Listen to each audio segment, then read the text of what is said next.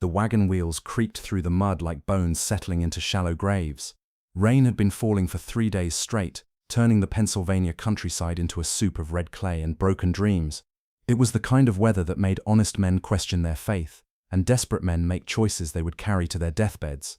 Inside the covered wagon, pressed between barrels of grain and bundles of worn clothing, sat a girl who had learned long ago that the world measured worth in inches and pounds. At barely 4 feet tall, with a frame so slight that strong wind might carry her away, she had become something less than human in the eyes of those who claimed to love her. Her name was Rosie, though most folks just called her the runt, or that little thing when they bothered to acknowledge her at all. The man driving the wagon was her stepfather, a barrel-chested brute named Edgar Polk, who smelled of whiskey and unwashed wool.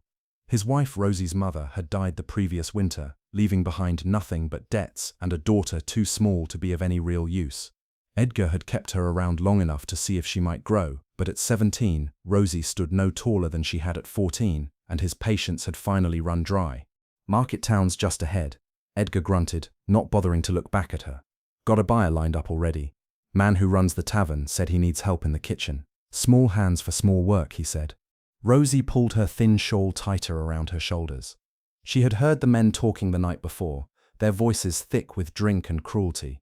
The tavern keeper had not asked for kitchen help. He had asked for entertainment, the kind that drew men with heavy pockets and empty hearts. Edgar had laughed and said the price was right.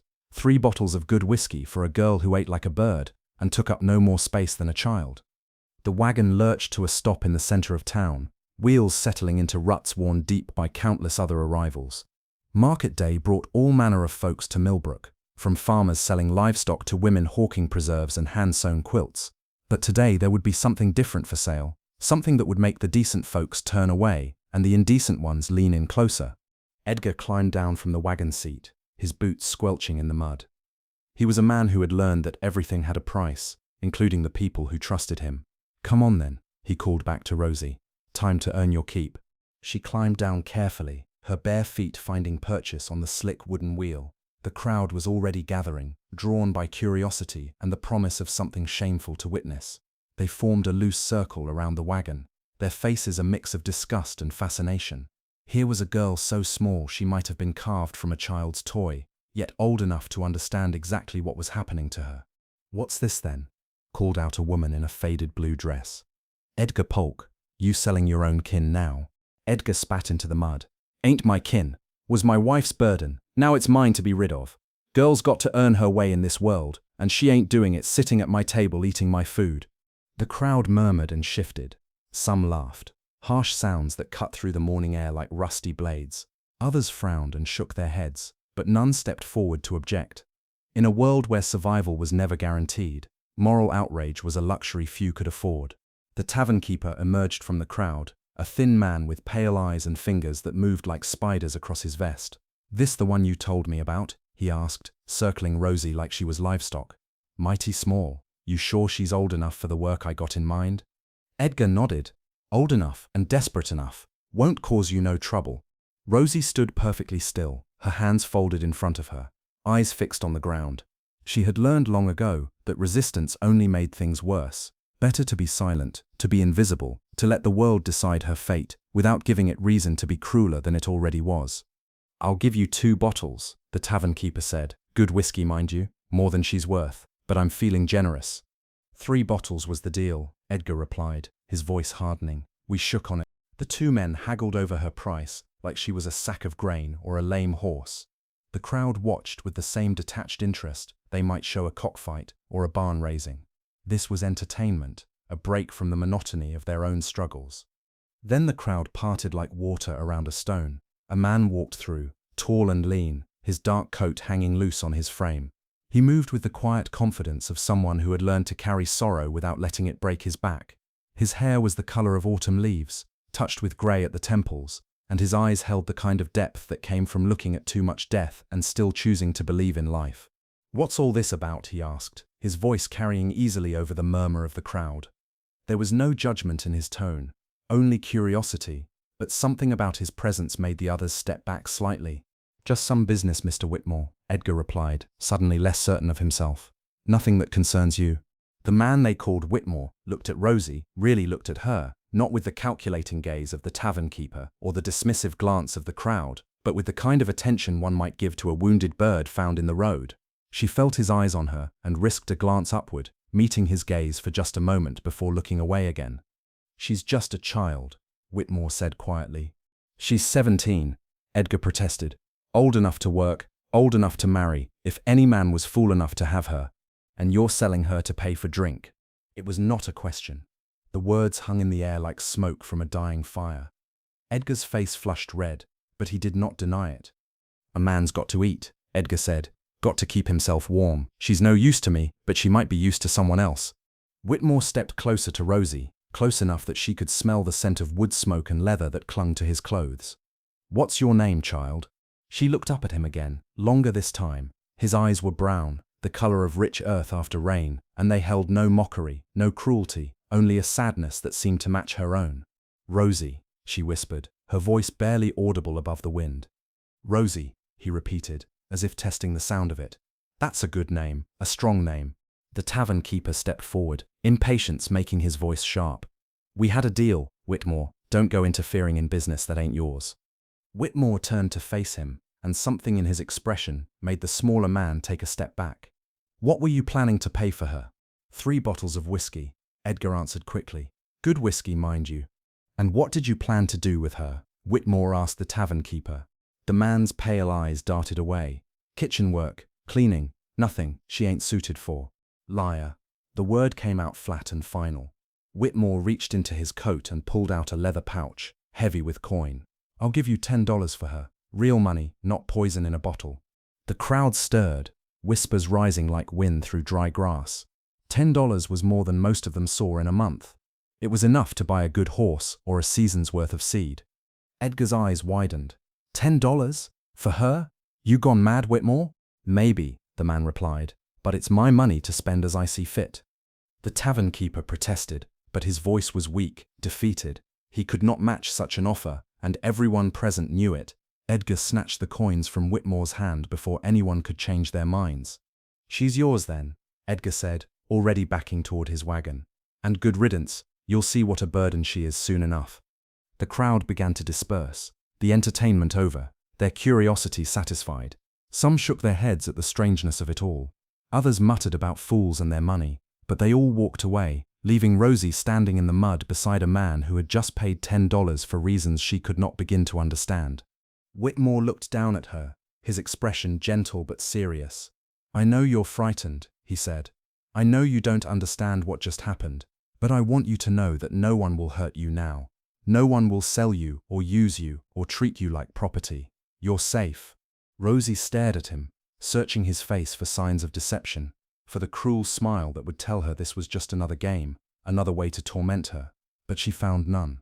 Only tired kindness and a strength that seemed to come from somewhere deeper than muscle and bone. "Why?" she asked, the word coming out like a prayer. Whitmore was quiet for a long moment, his eyes looking past her to something she could not see. "Because," he said finally, "everyone deserves to be wanted for who they are, not sold for what they're not." He held out his hand to her, palm up, an invitation rather than a command. "My name is Daniel Whitmore. I have a farm about 5 miles from here. It's not much, but it's warm and dry and peaceful. Would you like to come home with me?" Rosie looked at his hand, then at his face, then back at his hand.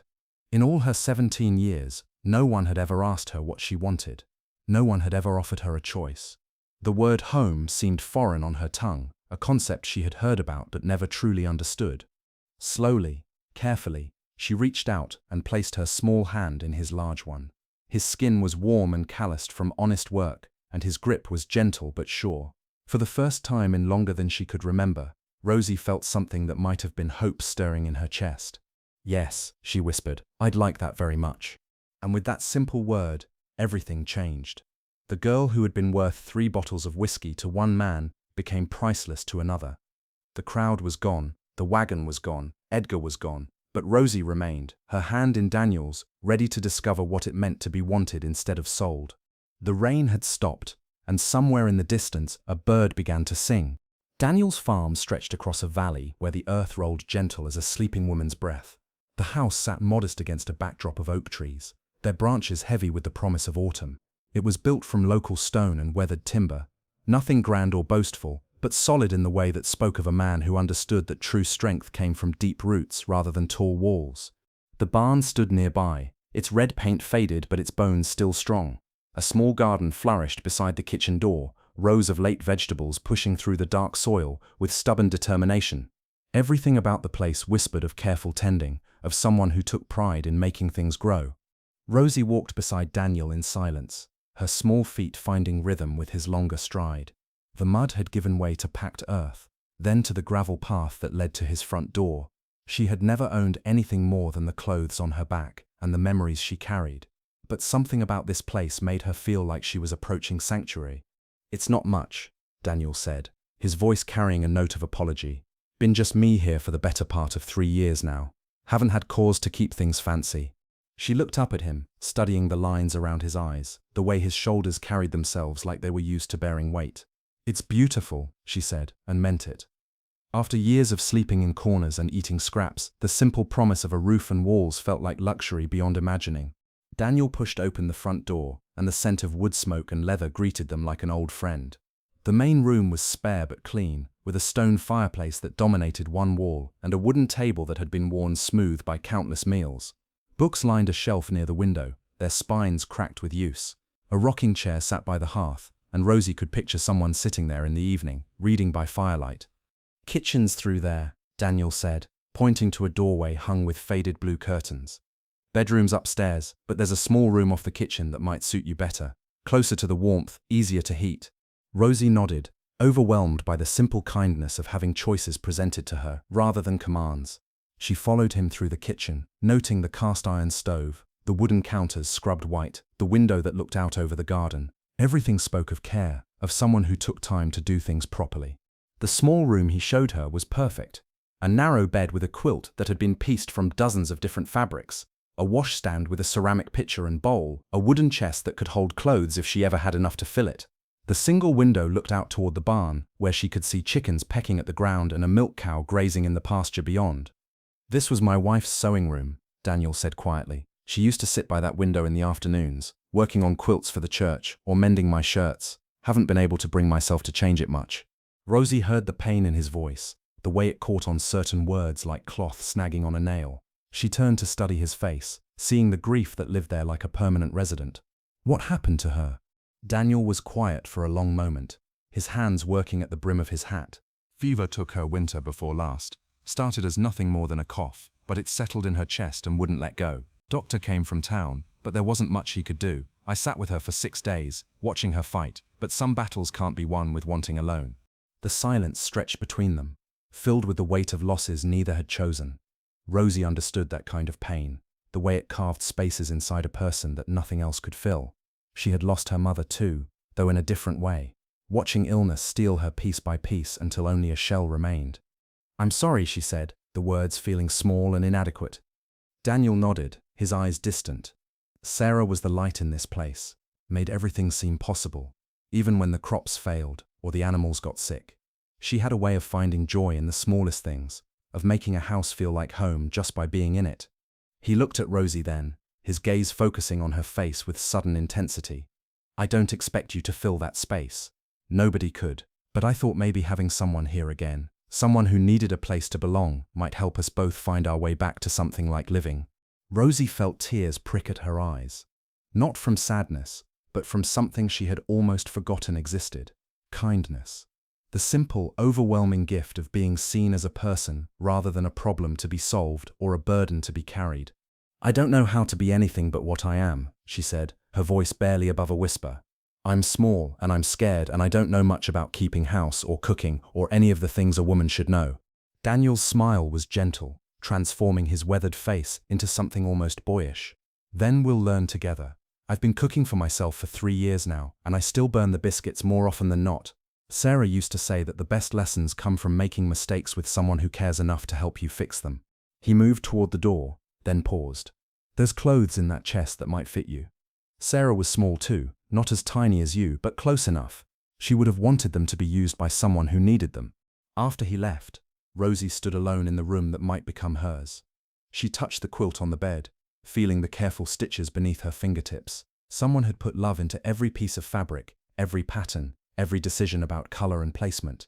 This was what it meant to be cared for, to have someone invest time and effort into making life beautiful rather than merely bearable. She opened the wooden chest with trembling hands. Inside were dresses folded with care, aprons embroidered with flowers, nightgowns soft with washing. At the bottom, wrapped in tissue paper, was a wedding dress. Ivory silk with tiny pearl buttons, delicate lace at the collar and cuffs. It was the most beautiful thing Rosie had ever seen, and touching it felt like trespassing on sacred ground. Beneath the wedding dress was a small wooden box. Inside, she found letters tied with ribbon, a pressed flower, a lock of hair the color of wheat. The private treasures of a woman who had been loved completely, who had left behind more than just grief. She had left behind proof that love existed, that it could transform the ordinary into something precious. Rosie closed the box quickly, feeling like she had glimpsed something too intimate for her eyes. But the knowledge stayed with her.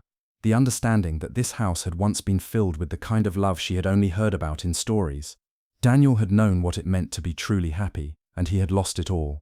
That evening, they sat at the kitchen table sharing a meal of cornbread and beans. Daniel had apologized for the simplicity of it, but to Rosie it tasted like a feast. She had not realized how hungry she was until food appeared without conditions, without payment, without the constant fear that it might be taken away. "Tell me about your mother," Daniel said, his voice careful, testing. Rosie set down her spoon, surprised by the request. No one had ever asked her about her mother, about the woman who had brought her into the world and then faded away like morning mist. "She was beautiful," Rosie began, her voice soft with memory. "Tall and graceful, with hair the color of honey. She used to sing while she worked, old songs her grandmother had taught her. Even when she got sick, even when the medicine stopped helping, she would hum under her breath." Daniel nodded encouragingly, and something about his patient attention made the words flow easier. "She met Edgar after my father died. I was only 5, too young to understand what it meant when a man came courting with flowers and promises. She was lonely, I think, and scared about how to raise a child alone. Edgar seemed strong, seemed like he could protect us." Rosie's hands tightened around her cup. "But he only wanted her.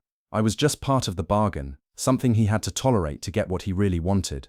When she died, there was nothing left to hold him back from showing me exactly what he thought I was worth."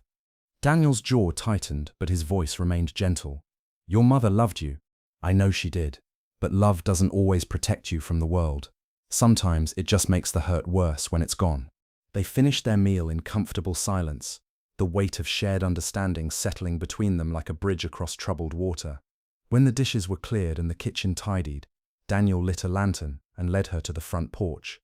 The night air was cool and clean, filled with the sounds of crickets and distant owls, stars scattered across the sky like scattered flour, more than Rosie had ever seen from the cramped spaces where she had lived before.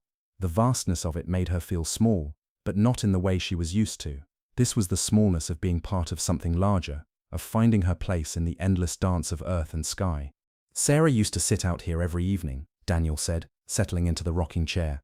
Said it helped her think, watching the day turn into night. Rosie sat on the porch steps, her back against the wooden post.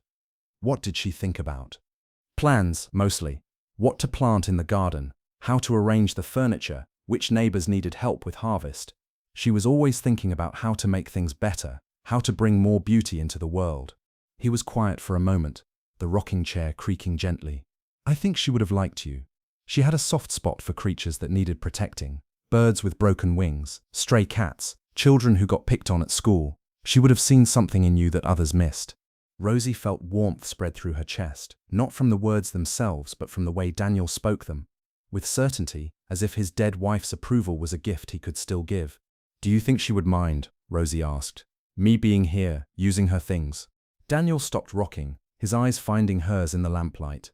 "I think she would be happy to know that someone who needed them was being cared for." Sarah believed that love multiplied when it was shared, that the best way to honor what we had was to help others find their own piece of happiness. The words hung between them like a promise, like the beginning of something that might grow into more than either of them dared to hope for. Rosie felt the tight knot of fear in her chest loosening, replaced by something she was afraid to name. For the first time in her life, she was exactly where she belonged. The weeks that followed settled into a rhythm as natural as breathing. Rosie woke each morning to the sound of Daniel moving quietly through the kitchen, starting the fire, putting coffee on to boil.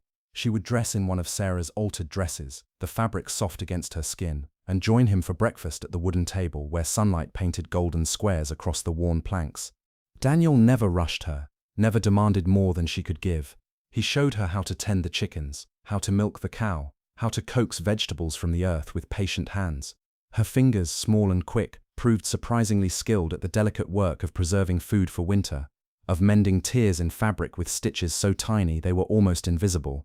"You've got a gift," Daniel said one afternoon, watching her embroider flowers onto a pillowcase. Sarah would have been impressed. Rosie looked up from her work, a flush of pride warming her cheeks. She had never been good at anything before, never had anyone notice her efforts with anything other than criticism. But here, in this quiet house with this gentle man, she was discovering parts of herself she had never known existed. The townspeople began to take notice. When Daniel brought her to market, walking beside him with her basket of eggs and preserves, conversations would pause, eyes would follow them, whispers trailing in their wake like smoke from a dying fire. The girl who had been sold for liquor now walked with purpose, her chin lifted, her small frame carrying itself with dignity she had earned through kindness, received and carefully returned. "That's the Polk girl," she heard Mrs. Henderson say to her companion. "Whitmore took her in after Edgar sold her off. Strange business if you ask me." "Nothing strange about Christian charity," her friend replied. "Man's got a right to help who he chooses." But Rosie caught the way their eyes lingered, the questions they did not ask aloud.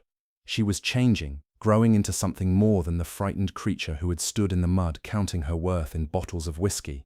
The change was visible in the way she carried herself, in the clothes that fit her properly, in the quiet confidence that came from knowing she was valued. One evening, as autumn painted the trees in shades of fire and gold, Daniel found her sitting on the porch steps with a letter in her hands. Her face was pale, her fingers trembling slightly as she held the paper. "Bad news?" he asked, settling beside her on the wooden step. "News," she said, her voice uncertain. "From my aunt in Philadelphia, my mother's sister. She heard about what happened, about Edgar selling me. She wants me to come live with her." Daniel felt something cold settle in his chest, but he kept his voice steady. "What does she say?" Rosie unfolded the letter, her eyes scanning the careful script. "She says she's sorry she didn't know about my mother's death sooner. Says she would have come for me if she had known what Edgar was planning. She has a house in the city, a husband who runs a shop. They have no children of their own." The silence stretched between them, filled with the weight of possibilities neither had anticipated. Daniel stared out at the fields he had worked with his own hands, at the home he had built with Sarah's laughter echoing in every room.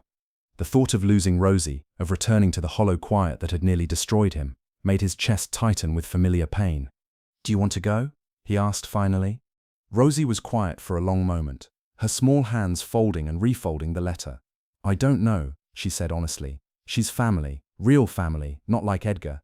She knew my mother when they were girls, has stories about her that I've never heard." Daniel nodded, understanding the pull of blood, the promise of connection to a past that had been stolen from her. "It would be a good life," he said. "City's got opportunities for someone young and clever. Schools, shops, people who might not know your story." "But," Rosie prompted, hearing something in his voice. "But nothing," Daniel said quickly. "It's not my place to influence your decision. You've had enough people telling you what your life should be." Rosie turned to face him, studying his profile in the lamplight. She had learned to read the subtle signs of his emotions, the way his jaw tightened when he was holding back words, the way his hands stilled when he was fighting some internal battle. "Tell me what you're thinking," she said softly. Daniel was quiet for so long she thought he might not answer. When he finally spoke, his voice was rough with emotion he had been trying to hide. "I'm thinking that I've grown selfish," he said. "I'm thinking that for the first time in 3 years, this house feels like home again. I'm thinking that I wake up in the morning with something to look forward to, someone to cook for, someone to share the small moments that make life worth living." He looked at her then, his brown eyes holding depths of feeling that made her breath catch. "I'm thinking that I love you, Rosie. Not the way I loved Sarah, not trying to replace what I lost, but something new, something that grew from watching you bloom into the woman you were always meant to be." The words hung between them like a bridge across an impossible chasm. Rosie felt her heart hammering against her ribs, felt the world shifting around her in ways she had never imagined possible. Love. Someone loved her, not out of duty or obligation, but by choice, because of who she was rather than in spite of it. "I love you too," she whispered, the words coming out like a prayer. "I don't know when it happened, or how, but somewhere between the cornbread and the chickens and the quiet evenings on this porch, I stopped being afraid and started being happy. Daniel reached for her hand, his calloused fingers intertwining with her smaller ones. "Then stay," he said simply. "Marry me. Not because you have nowhere else to go, but because you choose to be here, choose to build something with me." Rosie stared at their joined hands, at the way her small fingers fit perfectly between his larger ones. Marriage. The word carried weight she had never expected to feel, possibilities she had never dared to imagine. To be someone's wife, to be chosen and cherished and protected, not out of pity, but out of love. "What will people say?" she asked, her voice barely audible. "Let them say what they will," Daniel replied. "We know the truth. We know what we've built together, what we mean to each other. That's all that matters." Rosie thought of her aunt's letter, of the life being offered to her in Philadelphia. A fresh start, a chance to disappear into anonymity, to become someone new. It was everything she had once dreamed of, everything she had thought she wanted. But then she looked at Daniel's face, at the hope and fear warring in his expression. She thought of the garden they had tended together, of the way he had taught her to see beauty in small things, of the mornings when she woke to the sound of his voice humming in the kitchen. She thought of Sarah's dresses hanging in the wardrobe, altered to fit her small frame, and the way Daniel had said his wife would have wanted them to be used by someone who needed them. This was home, not the building or the land, but the feeling of being exactly where she belonged, with someone who saw her clearly and loved her anyway. The girl who had been worth 3 bottles of whiskey had become a woman worth choosing, worth fighting for, worth building a life with. "Yes," she said, her voice growing stronger with each word. "Yes, I'll marry you. I'll stay here and plant gardens and tend chickens and love you for as long as you'll have me." Daniel's smile was like sunrise after the longest night. He lifted their joined hands to his lips, pressing a gentle kiss to her knuckles. "Then we'll write to your aunt together," he said. "Thank her for her kindness, but let her know you've found your place." As if summoned by their words, the wind picked up, rustling through the oak trees with a sound like whispered blessings. Somewhere in the distance, a night bird called, and another answered. The world was full of small miracles, of moments when everything aligned just right and happiness became possible. Rosie leaned against Daniel's shoulder, feeling the steady rhythm of his breathing, the solid warmth of his presence.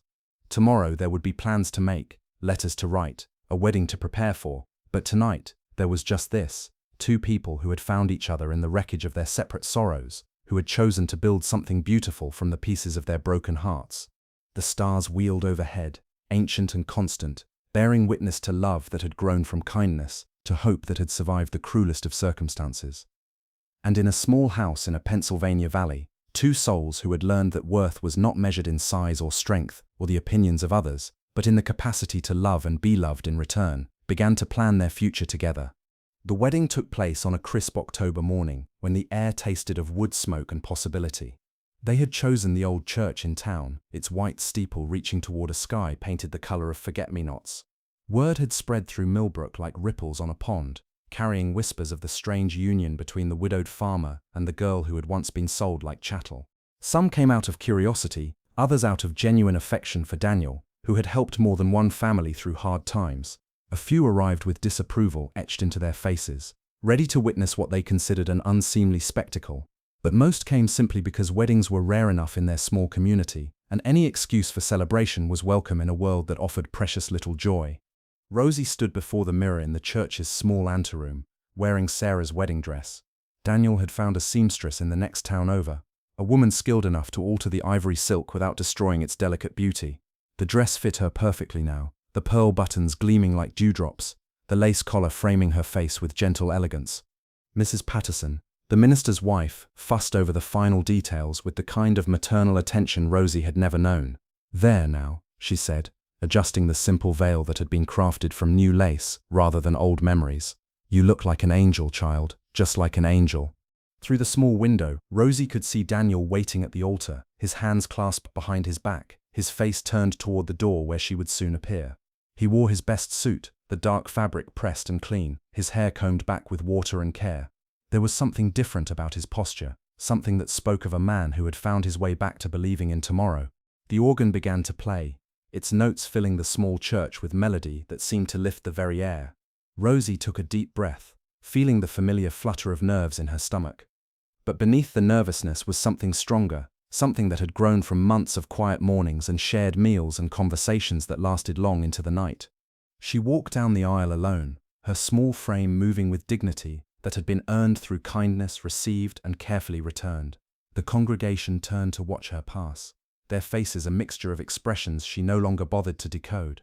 Some smiled with genuine warmth, others whispered behind their hands, but none of it mattered now. The only face that mattered was the one waiting for her at the altar.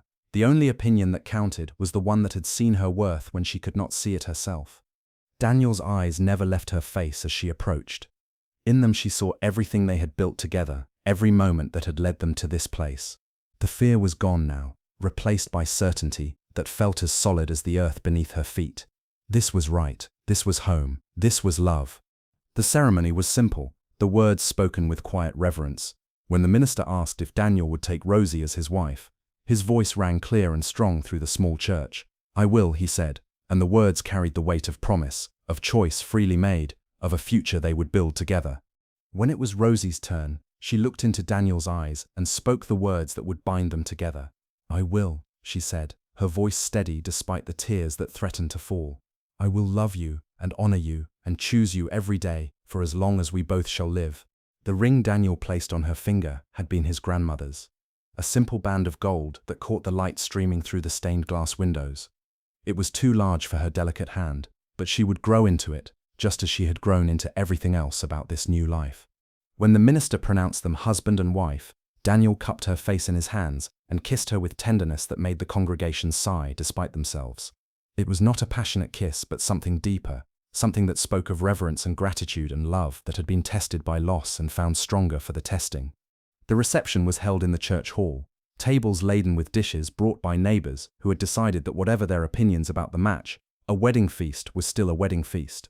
Rosie moved through the crowd on Daniel's arm, accepting congratulations and well-wishes with grace that surprised even herself. She was no longer the frightened girl who had stood in the mud counting her worth in bottles of whiskey. She was Miss Daniel Whitmore, beloved wife, chosen woman, someone who belonged. As the afternoon wore on and the guests began to drift away, Rosie found herself standing by the window, watching the sun paint the western sky in shades of amber and rose. Daniel appeared beside her, his hand finding hers with the easy familiarity of lovers long accustomed to each other's presence. "No regrets?" he asked softly, his thumb tracing circles on her palm. Rosie leaned against his shoulder, breathing in the scent of him that had become as familiar as her own heartbeat.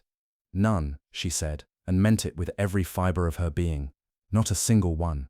They drove home as husband and wife through the gathering dusk, the wagon wheels finding familiar ruts in the road that led to their valley.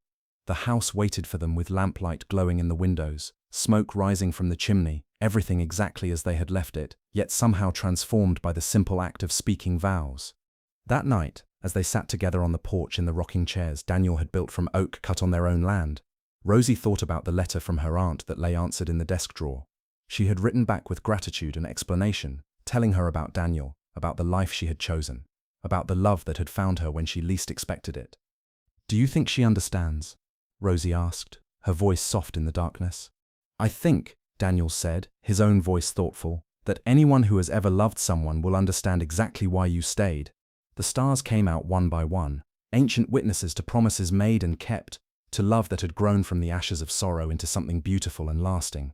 In the distance an owl called from the oak trees, and somewhere a night breeze stirred the last of the autumn leaves. They had found each other in the wreckage of their separate sorrows, two broken people who had learned that healing was possible when it was shared. The girl who had been laughed at for her size, sold for liquor, treated as less than human, had become a woman who knew her own worth, and the man who had thought his capacity for love had died with his first wife, had discovered that the heart, like the earth, could bloom again if tended with patience and care. As they rose to go inside, to begin their first night as husband and wife in the house that was truly theirs now, Rosie paused on the threshold. She looked back at the valley spread below them, at the life they had built together from nothing more than kindness and hope, and the stubborn belief that everyone deserved to be loved. "Thank you," she whispered to the darkness, to Sarah's memory, to whatever force in the universe had brought them together. "Thank you for showing me that home isn't a place you're born to, but a place you choose to build." Daniel's arm tightened around her waist, and together they stepped across the threshold into their future, two souls who had learned that the greatest treasures in life could not be bought or sold, only given freely to those brave enough to believe they were worthy of receiving them. The door closed behind them with a soft click, and the house settled into the quiet contentment of a place where love lived and grew and would continue to flourish for all the years to come.